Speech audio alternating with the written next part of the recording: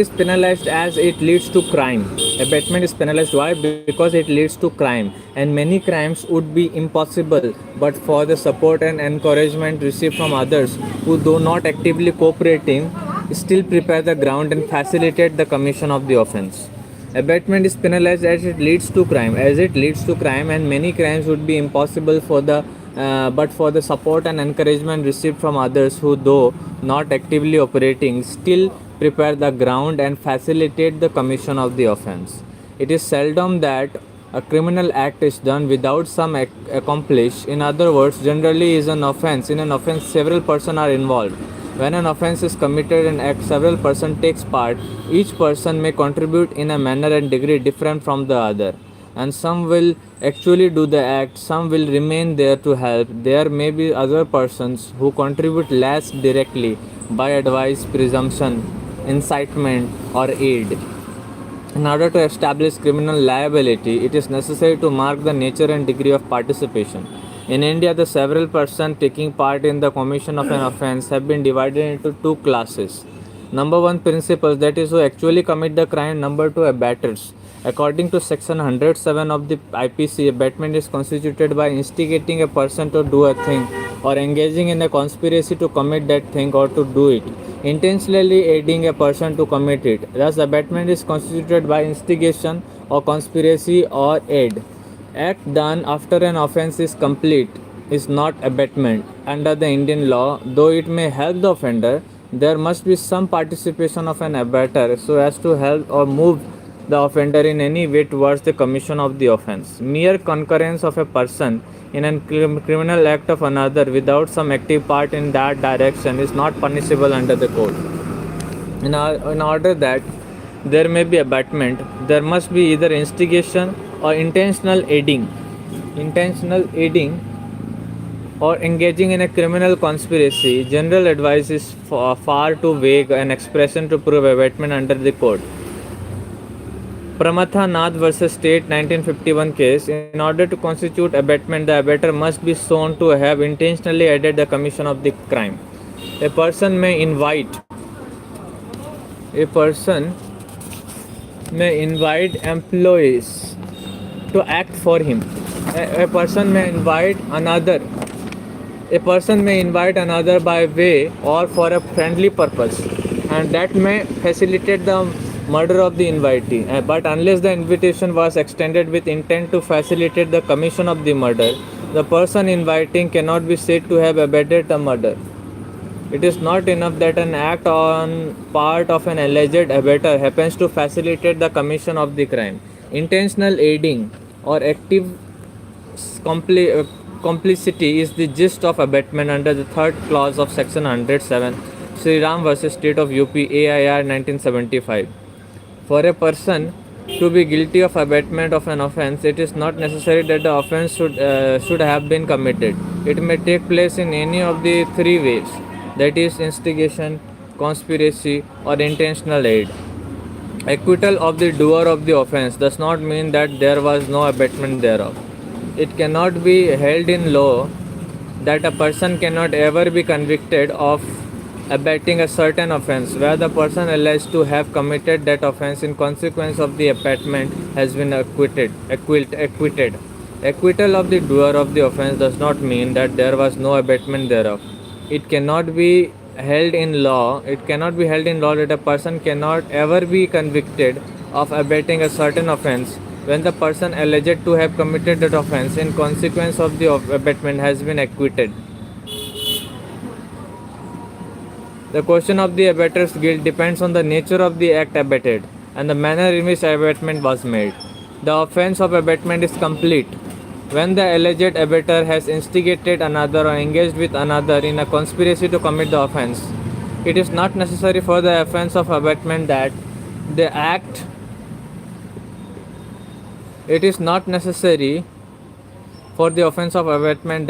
abated must be committed.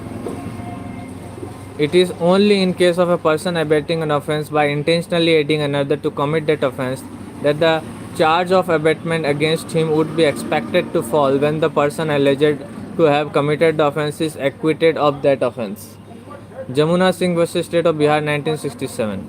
In Shyam Bahadur vs. State 1967, a treasure was found by a child. The mother did not ask her son, the finder, to report the matter to the authorities concerned. It was held that mere contrivance on the part of the mother is abatement within the meaning of section 107 of the code. In Haradhan Chakrabarti vs. Union of India 1990, Supreme Court observed a person abets the doing of a thing when he instigates any person to do that thing or engages with one or more other person in conspiracy for the doing of that thing or intentionally aiding with active complicity is the gist of the offence. However, where if the substantive offence of theft by the principal offender is not established, the alleged abettor is to be acquitted. Distinction between abetment and attempt. An attempt is the last but one stage in completion of a crime. It is a crime almost but not altogether complete. It is a state in which crime fails to materialize as a result of factors outside the will and beyond the control of the offender. Abatement of an offence is done by a person other than the actual offender. Attempt is an act of the principal in the first degree. Abatement is of the act of principal in the second degree and accessory before the fact. There are 4 stages in the commission of a crime: intention, preparation, attempt, commission. Abatement may consist in suggestion or encouragement, and its scope may be confined to the formation of an intention in the mind of an offender who may independently of the abettor prepare, attempt, or even commit the crime. Abatement is not actual participation in the acts constituting a crime, it is the auxiliary or ancillary to a crime, while an attempt is the crime itself, minus the last act necessary to complete it. An attempt may involve only a single individual, while abatement is not possible without at least 2 individuals, the abettor and the person abated. The offence of abatement may be complete even in the absence of the formation of an intention to commit a crime.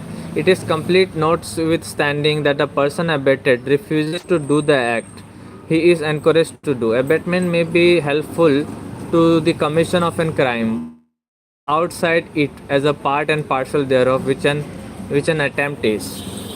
So that's all about abatement. So who is abettor?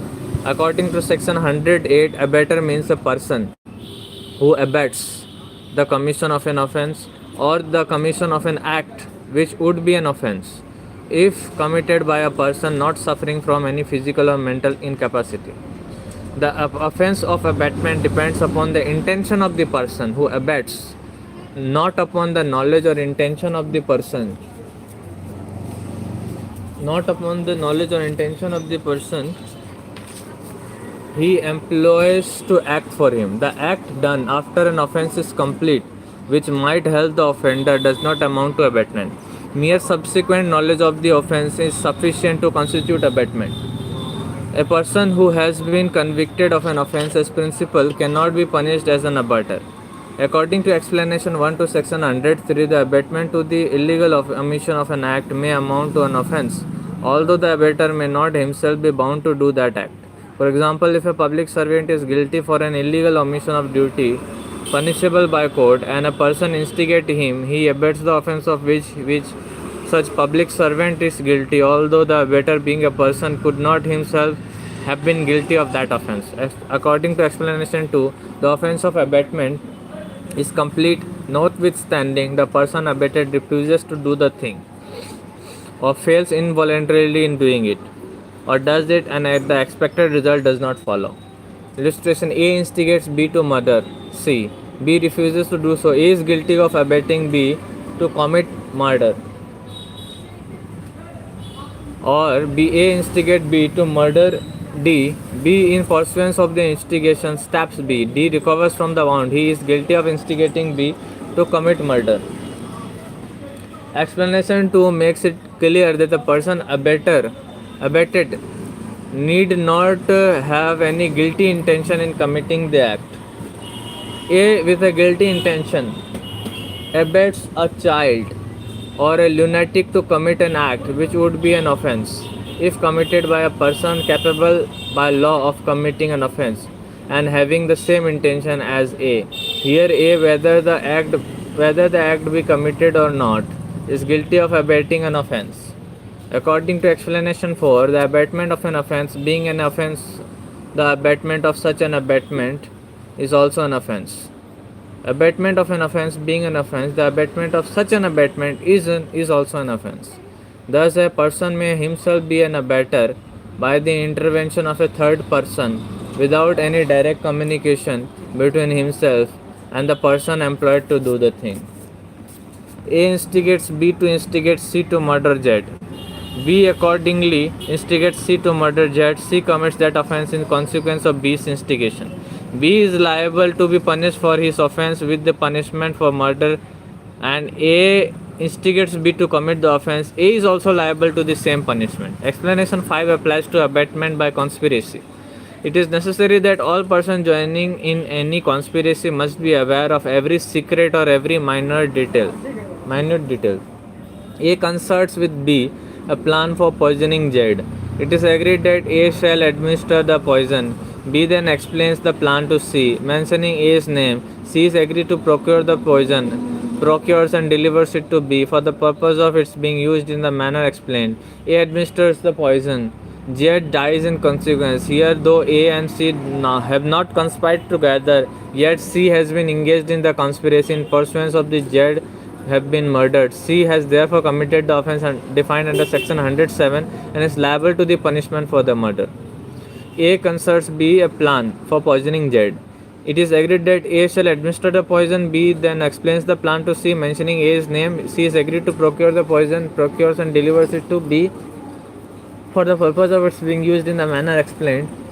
A administered the poison. Z dies in consequence. Here, though A and C have not conspired together, yet C have been engaged in the conspiracy in pursuance of the Z, of which Z have been murdered. C has therefore committed the offence defined under section 107 and is liable to the punishment for murder. A with a guilty intention abets a child or a lunatic to commit an act which would be an offence if committed by a person capable by law of committing an offence and having the same intention as A, the act is committed. A with the intention of murdering Z instigates B, a child under 7 years of age, to do an act which causes Z death. B, in consequence of the abatement, does the act in absence of A and thereby causes Z's death. A instigates B to set fire of a dwelling house, and in consequence of the unsoundness of his mind, being incapable of knowing the nature of the act, or that he is doing what is wrong or contrary to law, B sets fire to a house in consequence of A's instigation. So A's liability in the following case: A is liable. A is intending to cause a theft to be committed, instigates B to take property belonging to Z out of Z's possession. A induces B. A induces B to believe that the property belongs to A. B takes the property out of Z's possession in the good faith belonging it to A's property. Explanation 3 to section 108 run as follows. It is not necessary that a person abated should be capable by law of committing an offence, or that he should have the same guilty intention or knowledge as that of the abater, or any guilty intention or knowledge. In view of this provision, A's liability in the above mentioned case is as follows. A is guilty of abating the commission of the offence, notwithstanding the infancy or lunacy of the person who does the act constituting the offence, while that act of the doer thereof is not an offence on account of legal disability. It does not protect the instigator, who is as much guilty of abatement as he would have been if the doer of the act had not been subject to any legal disability. For the same reason as above, A is guilty of abatement of murder, notwithstanding that B is a child below 7 years of age. A is guilty of abating the offence of an arson in spite of the fact that B is a person of unsound mind and has legal disability to commit an offence. The reason takes color from the section 108. B is not guilty of an offence, of any offence, because the act in question is done by him under a mistake of fact, but this does not in any way protect A, who is guilty of abatement of theft, as he would have been if B had done the act in question without any mistake. 110. A knows Z to be behind a bus. So that's all about abatement. If you find it useful, like, subscribe my YouTube.